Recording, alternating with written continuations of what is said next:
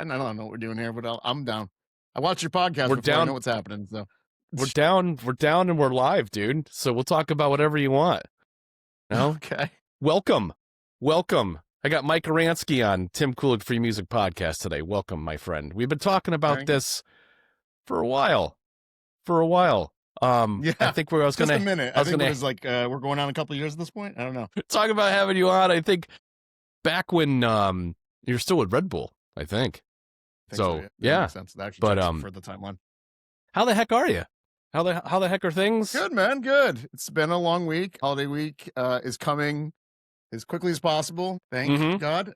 Just coming off F1, so it was nice to finally get like a slow peak down as we kind of ramp things up on new projects for next year. So I appreciate that. Weirdly enough, December is the strangest month ever to plan or schedule anything because it is. You basically, your people are falling off the map week by week as you get closer to like 19th of December. It's pretty rough. Yeah. I mean, this week people are having holiday parties and half the time they're not even work because they're like, I got to go shopping and I've put it off until the last minute. And well, you're not going to get the special toy this year. I'll tell you that right now.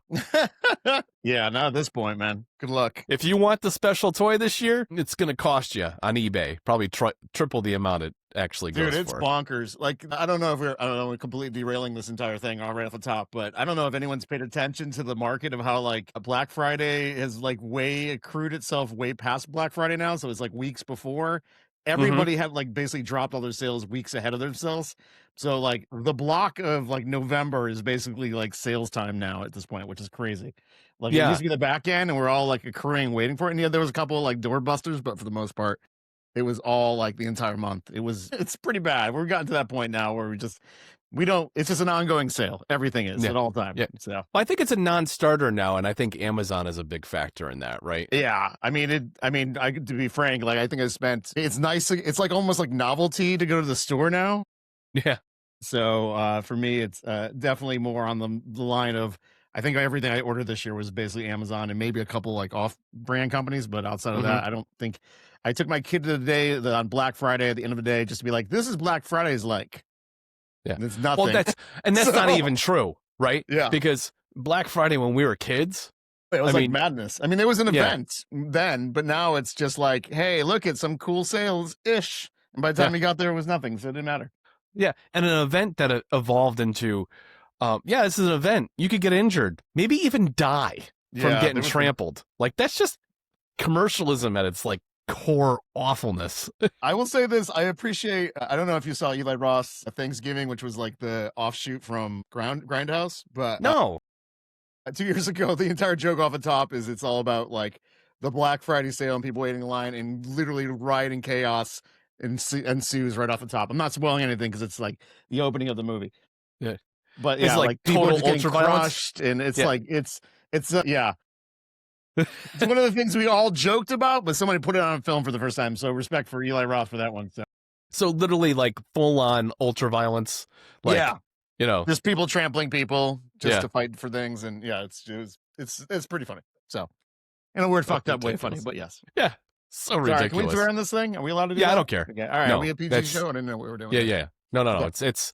I mean, I wouldn't do it every other word, but unless you're really trying to emphasize something. Well, you mentioned F1, and I'm going to work backwards probably in this conversation, but F1 is a offshoot of your current job, which is the Las Vegas gig, right? So tell me about that. What's going on with that? What do you do? What's happened with that? I work for I don't know. I mean, we can backlog later on, I guess, more about it, but I work for an advertising company called Gray. It's a part of the WPP group. It's a brand that's been around for like over 100 years as an advertising agency. Wow. Our client is LVCVA, which is Las Vegas proper. They're basically the tourism board of it all. So our job is to cover everything that's happening in the world of Vegas, from like, restaurants to openings to big events, clearly like stuff like F1, WrestleMania, or which is insane. They literally shut down the strip for. It's crazy. Yeah, it is unlike anything else. I'm very. And they're Indy cars, right? They're Indy cars. Oh, they're F1 racers, but they're similar in that kind of vein. But yes, there are constantly modified cars that happen through the entire season. It's pretty intense. It's like an engineering game of racing. I mean, all car racing theoretically is engineering, but this is like really hardcore with F1. But yeah, I had never been. I worked at Red Bull, which is like has one of the biggest F1 racers in the world with Max Verstappen and team. And I never got to go to this race in Vegas because it was like everybody in Red Bull wanted to go, so it never happened. But the opportunity to do this with LVCVA was great. We got to cover it from beginning to end, work really like directly with F1 to do all our content. We covered everything you can think of that happened during the world of F1 during that time. It was pretty amazing. All our teams together. I'm the CD for Gray, and I work with. We're our agency of record for them. So we work together as a team together, kind of with their internal team, who is like a kick-ass internal production team already. But they're great, like jumping on the ground, boots on the ground, getting a lot of the coverage of things and showcasing everything they can think of.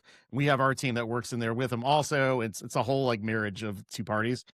And so it was like all hands on deck, basically, to kind of get as much as possible in doing that. My gig was mostly to do coordination and make sure that we can get everything done. Because there was like a team of 13 on the floor, so it was a lot going on. And in Vegas, by the way, that event you're right, they take over the strip. So imagine what that does to traffic, and imagine what that does to getting any coverage, especially if things are at like Bellagio, then at Paris, then at like the Venetian. It's like places like people basically had to like camp to make their way to different places. So it was. So I'm assuming you had multiple camera guys, right? Oh, we had. I mean, everybody's like I guess we call them quote unquote content creators, or creators out there. So they basically were the shooting, and sometimes they're editing. We also have a post team at home, so we were sending back the post team also.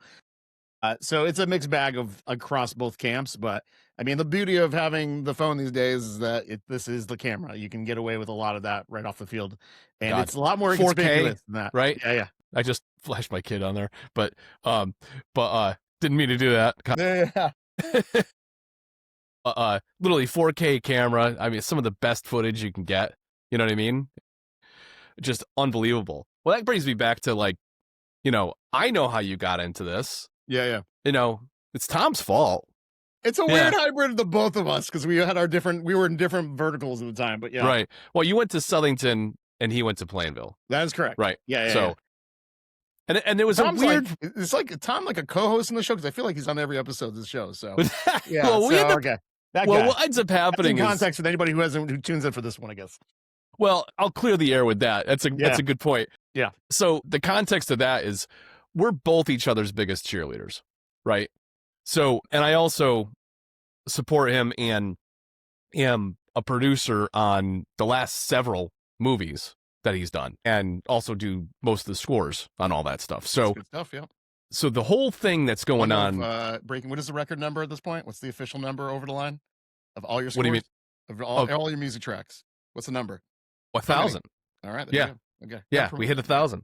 So still celebrating. I'm going to celebrate it all the way through the first quarter next year. Don't worry. That's huge. Anyway, sorry, I completely derailed that. Anyway, go back. That's all right. No worries. No, but we end up doing what ends up happening invariably is I'll have breaks in the schedule. I'll line up a bunch of people to interview, but then what ends up happening is that I need time. I need people to have experiences to come back on the show and then have another discussion. Otherwise, we're talking about the same stuff. You know what I mean? And specifically with some of the content creators that use my work, I wait like 6 months to a year and then invite them back on and be like, hey, what's been happening? Blah, blah, blah. What kind of music are you looking for? With Tom, there's always something coming up, because if it's not us discussing the current status of the catalog and the genres that I'm working on and some of the challenges I'm having, we're talking about whatever movie we currently have in the festival run and what's going on with that and where we're successful, where we're not, or what the next project is we're working on. And we kind of alley-oop that into the podcast as well. The whole commercial thing that we're working on. And we're exploring. Good, by the way. Yeah. That's I can't say anything to that. That's all Tommy. That's a tease off for the fans out there. There is something that exists out there in the public. But he that's one of the ways that we kind of ideate on the next thing we're going to focus on. Is we'll get on the podcast, we'll talk about a bunch of things that we're interested in. Sometimes it doesn't even talk about, it spawns into other things that aren't even movies or music. It ends up being societal stuff and whatever. And then we come up with this idea and we're like, it'd be really cool to focus in on something like this. And we talk about it, we think about it. play back and forth. We talk about it when we're gaming on PS5, playing Fortnite or whatever other game. I'm still trying to figure out Arc Raiders, man. I just can't do it. I don't like. I'm gonna try, but it's gonna have to be Arc Raiders. Arc, yeah. It's that extraction thing. It's just I can't wrap my brain around it enough yet because I'm like RPG guy. You have to break your brain a little bit because extraction shooters are definitely a new kind of hybrid. I mean, they've been around for a bit with Escape of Tarkov, but like it is going to be the next threshold of which gaming is like. It is quote unquote the next iteration against battle royales. Is it going to be truly the thing that dominates? I don't think that will be the case. But between them and like Marathon just officially got a date from Bungie this week, which is again an extraction shooter. So yeah, like it's definitely another one.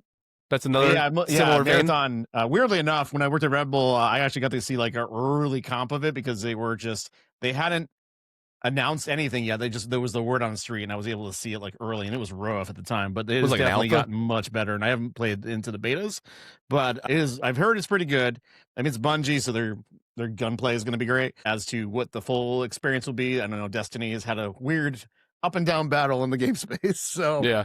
We'll see how that looks. But anyway, the fun fact is like Marathon getting announced seems very clear that it is trying to go after the pile that Arc Raider took because Arc Raider got ahead of the game before they got there. Yeah. Which I respect that because Embark is a very small studio and they basically got ahead of them, which is sorry, Bungie, you took your time. So yeah, it's interesting to see what that looks like. It's also funny too because Embark was the other studio that I was really interested at one point because Red Bull, we were talking to them about they did the game called The Finals. I don't know if anybody knows what that is, but it's like I love it because it's like a game show first person shooter that has like jumping and high mechanics and a lot of that kind of like destructionable stuff. These are all former guys from DICE, so they're like have Battlefield in their back pocket, and it's super interesting because it's like the Finals came out of nowhere and everyone was like, oh, that's pretty good, and it kind of made a hit but then kind of slowed down a little, and then Arc just got a lot of momentum. Obviously the move is you give it to a lot of streamers, they play it, people talk about it, and they get really excited about it. And the thing is, unless a streamer gives a crap about it, it doesn't do much, but it has gotten a lot of legs with Arc Raiders this year because I think people just need something new in the shooter space.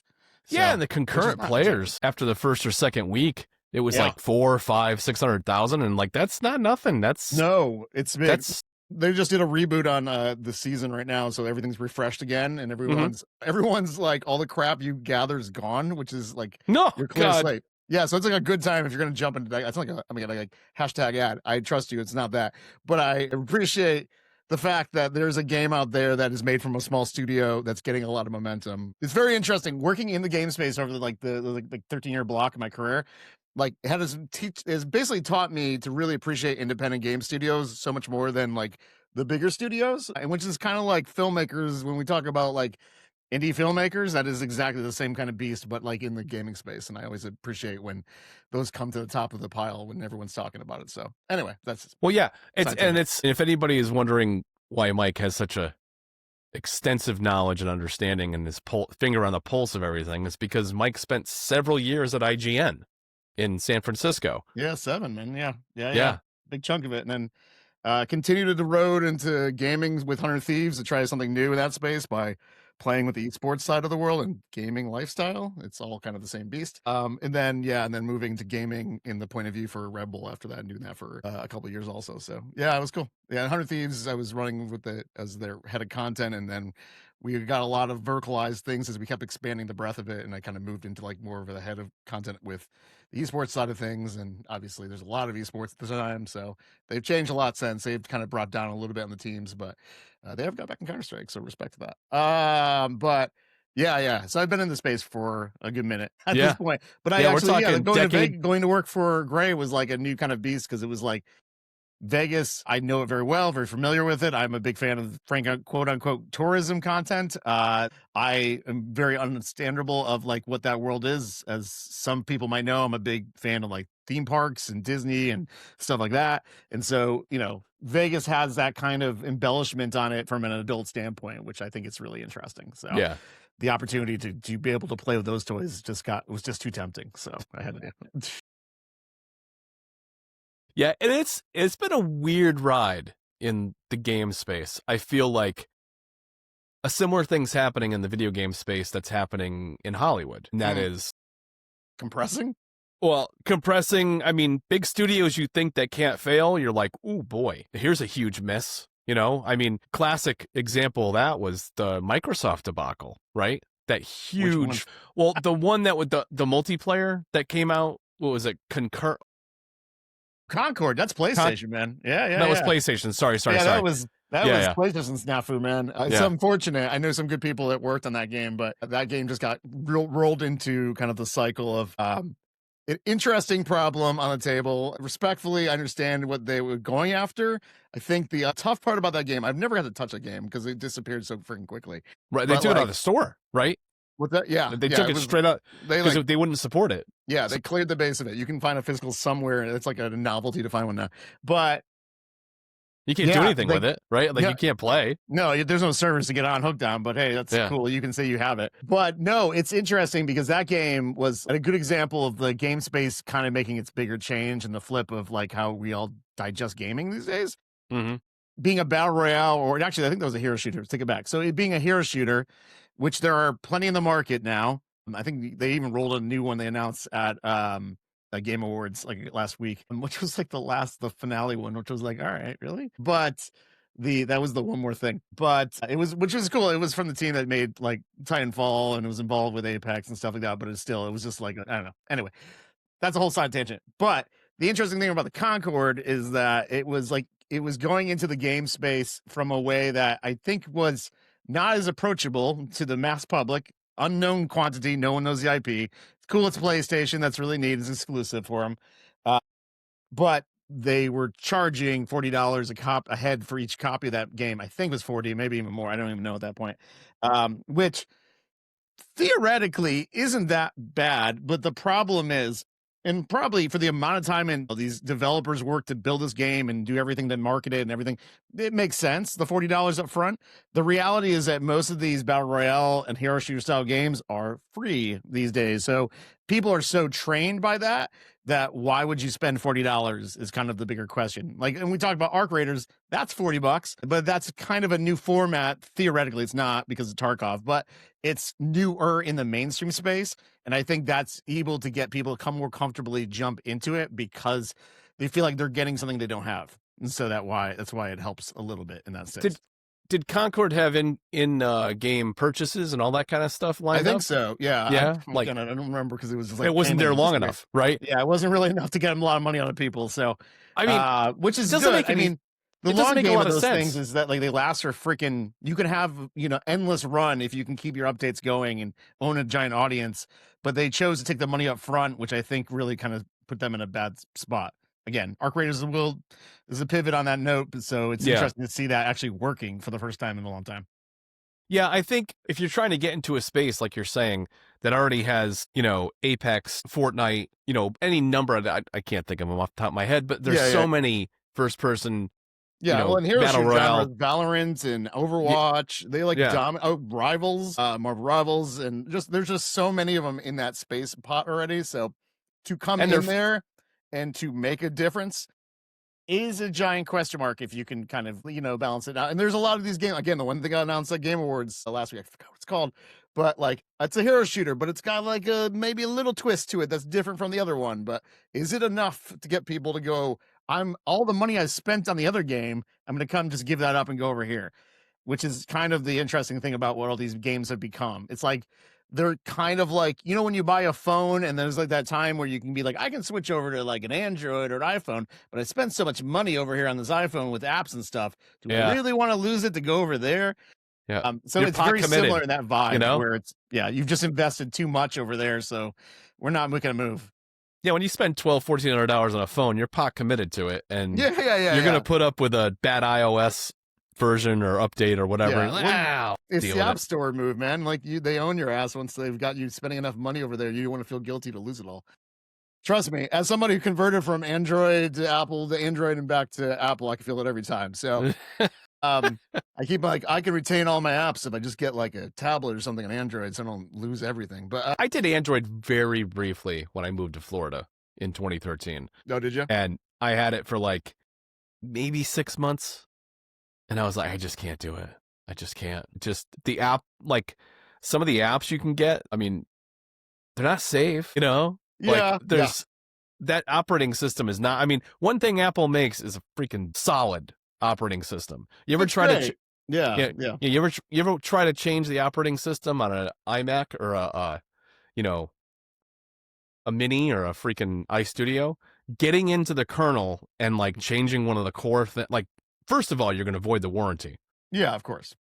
Secondly, it's next to impossible to remove some of the stuff that's embedded in it. It's like tattooed to like the core of the processor. It's weird. It's real weird stuff. It's an interesting thing because it's like, as somebody who was diehard Android-esque, and I did switch over to Apple for one sweep and then went back to Android because I was actually liked. The one part about Android I do like is the customization and stuff. Apple has definitely got finally on that train. Not fully on that train, but they definitely have gotten better at being on that train to make it so you can personalize and make it feel more individualized and whatnot. So I think Apple's is there at that point. I only switched back to Apple just recently because of the USB-C, because they finally gave up. And I was like, all right, now I'll go there because I was so sick of their whole proprietary cable crap. I was like, I'm not gonna play this game with you, Apple, so I'm gonna stick with Android until we get there. So yeah, that is frustrating about them. You're absolutely right. Well, I get it. They own the game. Like, they have so much market share on this. It's like they could kind of do whatever the fuck they want. They didn't really even have to switch over the cables if they want to, but I think the reality is they were probably getting a lot of hits on the table knowing that they were in a bad spot. They really needed to own up a bigger audience, and the only way to do that was give into something that's the most common used cable at this point. So yeah. Sorry. Well, totally different tangents here. Yeah, absolutely. Outside of the movie making we all did in our teens and early to mid 20s. Sure. What was the first? Was Channel 3 the first like corporate gig you had, or was there a different? Oh, well, yes. Corporate gig, yes. Okay. That's a good question. I didn't think about that. Yeah, I was well, Tom actually and Phil, I don't know if he's ever mentioned the show before, but like they both, and got our friend Kevin and a bunch of other folks, but they all worked there full time. Or I was there as a vacation relief person. So my job was to be when someone chose to go on vacation, I would come in to be a shooter or an editor or whatever the hell you were needed for that week. So I'd be driving the news van one day, the next day I'd be editing a project, next day I'd be throwing tapes in a tape deck. It was something. Were you still managing or assistant managing Blockbuster at the time? I think I was. I think there was like I had a twofold thing going because I definitely did the whole Blockbuster thing multiple times in my career also, which was weird. Now in hindsight, I'm like, oh, I got to work in a piece of history, so that's fun. That's for sure. But no, yeah, I definitely think that was the case. But yeah, that only lasted like 6 months, which thank God, because I don't know who the hell does that job, but boy, if you're doing long game on that job, that was rough. Because that was like basically being on call and being like, do I get work this week? Who knows? Let's see who goes on vacation. We'll call you get to do an overnight. Yeah, exactly. Really? My schedule was so screwed. It was just like, this is that part of my career where I was like, I'm young, I'm hungry, I'll do whatever the fuck you throw at me. And not saying I'm still not hungry, but it's in different ways. But it's definitely one of those, like, in hindsight, if it was me now would not take that. I mean, unless I was desperate and I needed work, I'll take it. But inevitably, like, that is not a healthy situation to be in that boat. That's for sure. Well, around the same time, I was doing like 3 jobs myself. I think I was doing, let me think about this. There was a time I had a gig during the day. Mm-hmm. I think it was insurance. I think it was Cigna in the mailroom. I was working for Scott Blair at Fun Stuff Video. Yep. And then I had a third gig in the winter where in Newington, there was a snow removal company that would just text me on a beeper. Okay, this is how far back we're talking about. Yeah, that's good. Send me a thing like, we've got snow removal tonight. So I would do all 3 of those things. So like I'd be up middle of the night removing snow from corporate properties, That's up in the morning. Entrepreneurship there. Come on, Iz. Like, who needs sleep? I'm 21 years old, Gotta make that money. Yeah, man, I get that. No, that's crazy. Also, you work in insurance, which is basically the only job in Connecticut you get. So yeah. Well, not anymore. A lot of them moved to Carolinas. Is that really where they moved? Interesting. Yeah, I just all know like Connecticut is like the home of if you want to work insurance, that's the place you do. But it sounds like it's not anymore. No, the Hartford's still there, I think. What's that? The Hartford's still there. Yeah, Hartford's still there. what is it? Amica Insurance is still. I don't even know any of the. I knew the Hartford because it was down the street from my house. But there was like rules for me in my future where I was like, I will not work in insurance and I will not work at Pratt & Whitney. Those are like the two places I were like, I'm like, will not hit these two lines. Pratt & Whitney was like a shop in town that like everybody worked at. Also, if you didn't work at in freaking insurance. Yeah. Hence the reason why we were like anomalies in the system, because we just like, nah, this is not going to work for us. Hey, you don't want to work. You don't want to work hedge your bet, and you don't want to work killing machines. Yeah, well, I know. You know. Yeah. My like most of my family are like is Pratt family. So like that was like my inevitability was like, do I go down that road and do that? All I can imagine is like, again, my whole thing has been weirdly enough, my career has been about like, I just want to be creative. I don't give a shit like at what form factor that is, but I just want to be creative. And in that job, I was like, that's the farthest from that. So I'm like, I do not want to do that unless maybe I'm like marketing for engine parts or something. I don't know what the fuck it would have been, but yeah, would have been fun, whatever it was. I actually remember having a conversation with you in West Hartford. I think I was on the road and I was on a cell phone talking to you. And it was around the time that you were interviewing for IGN. I don't know why I remember this. Okay. But you were super psyched. And I don't know if you called me or I called you for around that interview process. Cause like, you know, it was scary, right? I mean, you were still, I mean, I don't remember if you were still living, were you had you gone to New York? No, so back? IGN was post New York. So okay. I was back home. You know, IGN is a weird situation, how it all happened. To roll back, so yes, I was in New York for a while. We worked at a group called Black 20, which is a former runoff group from NBC. A bunch of us worked there, did some kick-ass content for a good 3.5 years. Fox early age of YouTube. Yeah, early age YouTube. Where you could get millions of views. You know? Yeah. It was look, at the end of time, I'd like to say we were like the original content creators for YouTube, I guess. But long story short, yeah, that was we did that for 3.5 years. It got acquired by a chunk of it by Fox at the end of the whole thing. So, and from my POV, I'm like, we're good, we're done, and moved on for this. Obviously, is also the worst time in the recession era, so that dates me also. But anyway, so went back home. Went to go work at a Blockbuster for a hot minute, and then do a couple of random ass like production jobs. So I did that, and then worked at a cruise line, and then got another job at. I worked at. I didn't know about the cruise line. Yeah, I did a cruise line job for 6 months. Maybe 6 months. Yeah. Where I was like their head of content, doing content on their cruise ships, like travel videos, like tourism videos. Go figure. Wow. And then at that point after that, there was an opportunity to go to NBC, so I worked at NBC for a while. At NBC 30 or whatever everyone knows in Connecticut as like the West Hartford station, one of the main ones for NBC, which is good. So anyway, long story short, that all happened. I did that for about a year and a half or so, and then I was working. This is a fascinating story, so this will be interesting, at least in the back end of all this. Sorry if this seems like a slow buildup, but the way I got the job was incredibly random. Basically, what happened was I was getting crushed doing Super Bowl promos for NBC that year because NBC had Super Bowl. So we were working in extreme hours, getting bazillion passbacks and feedback. It was just like an ongoing chain that was just like really burnout level stuff. And one night I saw a listing for IGN and I just randomly threw my resume in, didn't think anything of it. I was just like, fuck it, whatever. I'll just throw that in anyway. And so Hail Mary pass. Yeah, I guess. I mean, with the will of just frustration, the only reason why I threw the application in, didn't hear anything back for, I don't know, maybe like a month or two.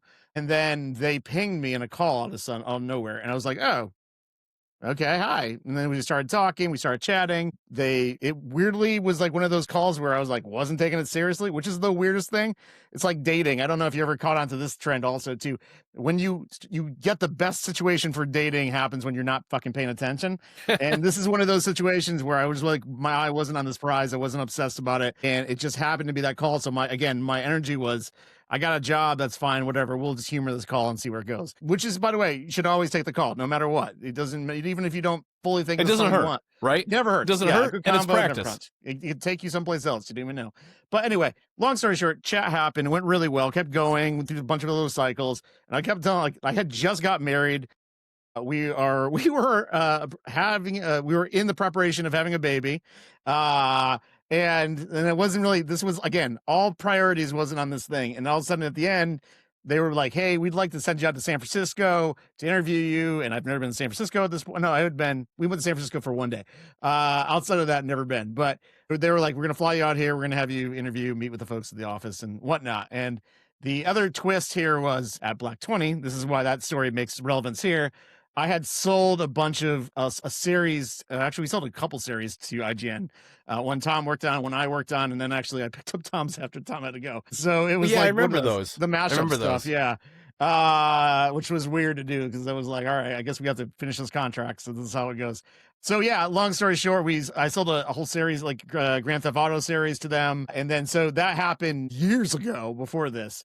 And so I thought nothing of it. I was like, and then they're like, the guy who I sold it to was there still. And he was like, I can't believe you didn't tell me that you were talking to people about this job. And I'm like, dude, I didn't even know you were still there at this point. You know, this is the world where LinkedIn didn't exist or anything. So you couldn't find out where the fuck people are these days. Right. And so long story short, that worked out well. So the kismet of the whole thing is like Black 20 is a few years of my, like 3.5 years of our life. We sacrificed a ton, basically lived off bologna sandwiches for that time and ramen. And at the time when it ended, we were like, I don't know what that was and where that went and what that did. It was very satisfying to do the content we got to do at the time. Just didn't get paid much for it. Lo and behold, the opportunity IGN happened because I worked at Black 20. They knew who I was. The lines connected and the opportunity just landed in that line at that point. So you never know. That's really the moral of the story, kids. It's like, you never know when you get a job. If you never know what one job leads to another job, and not knowing there's a giant fucking gap of many years in between before that other job appears in front of you. So. Well, the whole thing with Black 20 was there was a potential equity share down the road. If the thing actually went crazy and blew up, everybody that was there at the ground level would get brought along with it. If nothing else, if nothing else, massive increase in salary and, upper management positions, that kind of thing. It's the startup world game, right? Like you know, like the interesting thing is we had like some angel investment in this thing. We were able to live off, again, this is so early digital media that like people like YouTube had just launched within like the last year or so at that point. Maybe a year and a half, because this was like after NBC. So we'll say was it before the Google acquisition even for YouTube? No, I think it was right into that hole. That's like when it started happening. Yeah. Okay. And so we decided that we were going to do, and then at one point we built our own player because that was the thing at the time, because no one was just like using, embeds from YouTube. And then YouTube embeds happened and we're like, all right, stop doing the crappy player. But yeah, so that whole thing was an interesting opportunity. Like, yes, you're right. We had points. If it sold like for big money, yay, we would all be really like rich and making cool shit for the rest of our lives. And we wouldn't have to worry about anything. We'd just be making dumbass content. Our content was like competitors, very much ahead of a competitor at one point to College Humor. I don't know if anybody remembers that. They are now known as Dropout to the kids these days. But E-Bombs World, all those. Yeah. So we were like, and then as like an original content house, it hadn't been that many digital content houses. We were knocking out 5 pieces of content a week. So it was a lot. It was an intense ride, and it was a cool opportunity. We got to work with a lot of we worked with up and coming stars, I guess you could call them. Yeah. Like Amy Schumer and Aubrey Plaza and people like that. Like they were just people, comedians out there that wanted to get themselves out there, and we were doing something fresh and new, and they were at that point a little bit on the unknown side. So it helped a lot. So Michael Gorman and Mike Torpy. Yeah, OG and Torp. Torp had a show. He was on Orange is the New Black for a while. Yep. He had a kick-ass little show on True TV, which I loved. 2.5 year. He had a 2.5 year contract with Capital One. Oh yeah, that's right. Yeah, he was like the face of. He was like in cardboard cutouts that would show up. I was like, it blew my fucking mind. He was that, and OG was in Vice Principals, and then he was in Ted Lasso as the guy that Ted Lasso didn't like, but it was but OG's great. These guys are awesome. They're fantastic talent. I only imagined the biggest for them, and hopefully there's still a potential for them to kind of get their name become like a household name for folks. So we'll see one day, but that was the best part of my job at Black 20 was I was working on a show called Network. That was basically like, tiny little shows that were like in that 10-minute range kind of thing. Yeah. Again, narrative is not exactly a thing in digital media these days so much anymore, but that's okay. Well, nobody has more than 15 seconds of attention span. So fucking hard, man. I would love nothing more than do more narrative based stuff, but it's always like a hit or miss. If it works, doesn't work. We used to do that actually at 100 Thieves. That was like my favorite thing to do for our 100 Thieves was make announcements where we make stories with those announcements. So that was always really effective, which was nice. That's been my challenge, dude. Like we broke the internet with one of our fucking announcements there with Courage's announcement. So I was very proud of that moment. But yeah, but anyway, so long story short, Network was a fantastic show. We got a bunch of like YouTube award nominations for it. I can't remember. We have some other noms for that thing at one point too. But like it was great. I wish I could keep doing that show for the fucking rest of my life. It's one of those things where it hit 2008 and the recession took down any hopes of that kind of thing happening. So we're like, all right, moving on. Yeah. That's been my challenge with the catalog and the content because, you want to make content that promotes the music, but you don't want it to be flat out like just promotion in your face because nobody cares, right? So the idea is to create something that's entertaining, but also shows your work in a visual perspective. So I've done a combination of things. I have a series of things that literally show animations and my music in the background, right? So now that and I'll come back to how I'm getting all this content out. Because if you follow me I'm sure you follow me on socials, my content's like exploded. I have multiple things come out a day on multiple platforms. I couldn't do that without my freaking social media manager. So now I have somebody that I literally have in my pocket doing that stuff day in, day out. So I can focus on the music. Right now I'm focusing on like recharging my freaking battery of creativity because 275 tracks published this year was a bit much. It was a lot. That's a lot, man. It was a lot. Mental drainage. Yeah, but for sure. I am doing some of the self-promotion with some unique animations and stuff. That's good. I'm doing a series of really short things that mimic the Adult Swim little segments that are like 10 seconds. Like where they have to fill in a little thing between commercials the mid-card and everything. Yeah.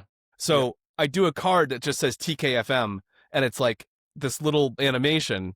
And then the music that's juxtaposed against it totally doesn't match. It's like a club beat and there's a bunch of freaking birds playing in a puddle. You know what I mean? Or something like stuff like that. Because that's what they would do. They would do stuff like that. Sure. But also rescoring clips. I have one with The Witcher that's on YouTube that just popped this week. And like for me, something to pop gets to like 12,000 in like 24 to 48 hours. And this one did. I was like, wow, like people really like this. So that's awesome. We gotta do more of this. I'm like, go. More. That's what YouTube, the game of YouTube is to find the audience and then try to figure out how to continue that repeat again over and over again. But obviously don't recycle, but figuring out how it is what is incentivizing them to get the click through and how to figure out how to play that. That's a game I play my entire career. So it's fun. Was it the right time of day? Was the thumbnail right? It just dig into analytics so hard and you're just like, I think I can mind read this situation, figure out the next step, but we'll see. Then you do it again. You're like, it doesn't fucking work. I'm like, what the hell happened? So yeah. Well, like TikTok for me right now, garbage. But dude, I'm doing what was told to me, not only by yourself, but anybody else I've researched or whatever. Yeah. Consistency over and over key, again. Man. It's the number one go-to when it comes to anything, when it comes to the space. Like YouTube's analytics change and the algorithm change constantly. So it's like, again, YouTube's the hardest thing in the world. It's like the greatest mystery box in the world. The joke I always tell Tom, it's like public access is one content across the world because everybody has access to it. It is very much a free to domain thing, but also it's like trying to figure out what works and what clicks. And you think you figured out the little pipeline, and all of a sudden it moves this way and it goes this way. It's like a variety channel one week, it's a non-variety channel the other one. It's a focus channel. It's like only going towards these kind of videos. It's only going towards, like, YouTube is a space that is undefinable, which is, I guess, good and bad because you wish that there was a clear kind of way to go into that. I mean, again, your best move, I discovered this when we were at IGN and even for 100 Thieves for like a hot minute when we first started there because we had a contact over at YouTube. Having like internal contacts at YouTube kind of like was a good way to reveal the mystery box a little bit and having an understanding. Like they have a rep. If you were, IGN, we had like 10 plus million on our sub count. So like you got a rep because of that. And Right. they're basically people who are like, here's what you should really be focusing on because we see what's going on behind the machine, which I wish more people had the access to that or find a way to better. Again, like you can follow lots of folks, like Patty Galloway and folks like those who really talk about breakdowns of YouTube. And I follow a bunch of these folks because you're just trying to see if they're seeing the line before someone else and trying to figure out how to move it towards it as fast as possible. But it's also going to be authentic to what you're doing too, right? Because people are going to see through that. They're going to say, "Oh, this is bullshit. You're just trying to jump on the bandwagon of whatever." And it's fine if it's relative to your content and the stuff that you create for yourself. But if suddenly I do a bunch of like Barbie 2 videos, let's say they just had a sequel come out to the Barbie or something like that, and like now I'm doing a bunch of shorts related to that movie or something, it's not going to be authentic to my channel or my content. No, you know what I mean? Yeah. I mean, it's going to be evident what I'm doing, This is where things get a little weird. Like in the YouTube game on your channel, it probably, if it's a short, you have a better chance of having success out of that if your channel's not even focused on that, which is weird because it's all about, I mean, at the end of the day, YouTube's like heavily leans on recommendations at this point. They also just push a lot of bigger profiles in front of folks most of the time, but like, the with shorts, like you could theoretically experiment in the pot and try to throw a couple of things in there. And if it's in that point, if the IP is tracking really hard right now, there is a world where it can do that. But it seems like that again, to your point, your brand is not that. So it gets a little messy exactly what you're trying to bring to the table. Because most of your sub count usually doesn't come from shorts. That's a lot of your viewership count, but your sub count usually comes from log forms, which is then that stuff has to be more consistent. Because if you sub on a channel and you start giving them Barbie videos when they don't have any Barbie videos on there before or anything even close to that, like niche of that, then you're gonna have a lot of dropout or people are just gonna refuse it, or if they keep passing on their recommendations, you'll get punished and you'll get put into like purgatory for YouTube, which is never fun. So yeah, and that's the problem with having a kitchen sink channel, Yeah, like, well, that's the other problem too. Variety channels also are another fucking problem with YouTube. It used to be the go-to, but now they're very much like focus up as much as possible. Yeah, and I'm like, I don't want to I want to do all the things. I can't just be like a lo-fi channel. That's not the only genre I write. I'm writing like 30 genres of music. Yeah, it's tough, man. Like, well, IGN dealt with that problem all the time because you get it like genres of games don't match. Mario's next to fucking Call of Duty's. Are like two completely different parties. Luckily, IGN had legacy, so they was able to get away with it. 100 Thieves, we were able to make it work because the focal point was more the creator line for us in there. And typically what we did in the world of 100 Thieves was create a narrative that the universe was like a universe building more than anything else.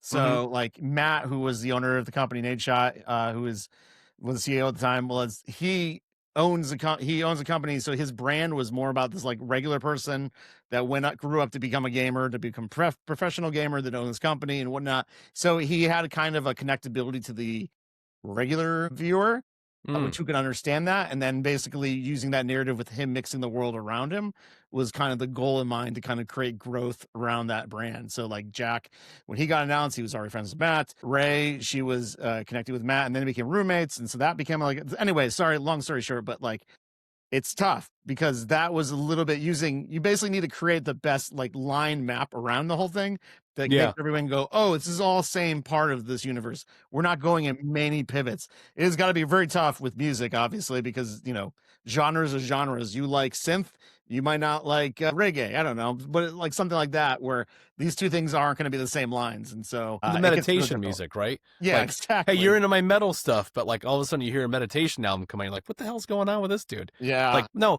it's a production music channel. What's interesting though is if you do work on like if you have like a track, like let's say you do a metal album, right? And then you release another one a few months later, there's a chance that recommendation bounces each other back. If you have multiple of that genre to kind of reconnect those lines. It's interesting. We're having this like talk with Vegas right now because we're launching a bunch of channels around them. They're not just Vegas channels, but more like direct Vegas channels that are going to be like more about like The visitate, like, basically to give kind of wrap around of the idea of this, what we're talking about is like there's a Vegas Eats channel, there's a Vegas Stays channel, and there's a Vegas Experience channels, and these are like the three pillars that are kind of like the big Vegas things. And so those are the things that we're like working towards in our channels. It's like, again, YouTube is a slow ride and there's no way around it, but that is like in the growth line for us. We're trying to do that instead of bucket it to just one location and being like overall Vegas, like, which is a giant thing to say. It's better that you try to give it more direct lines possible. I mean, look, you could go even direct more, but the problem is at that point you basically need to force feed that certain kind of exact content. So it's like exact formats have to be there all the time, which is tricky also. So we're like a partial variety, but more streamlined as possible. The goal with us is the thread, which is the locations are kind of shot and content connect to each other so that recommendations can kind of advise each other as they keep dropping. So lots of stuff we're playing with, but yeah, but like nonetheless, like it's that's kind of the space like you're playing with. You need to kind of understand like what makes sense for that audience and then kind of rebuild in around that with that in mind. Yeah, it's definitely something I'm open to, because if it requires me having multiple channels, like multiple YouTube pages, then fine. You know what I mean? Like, I'll develop that if it means resetting the algorithm for a certain subgenre of music or just a focus, like a creative focus. Yeah,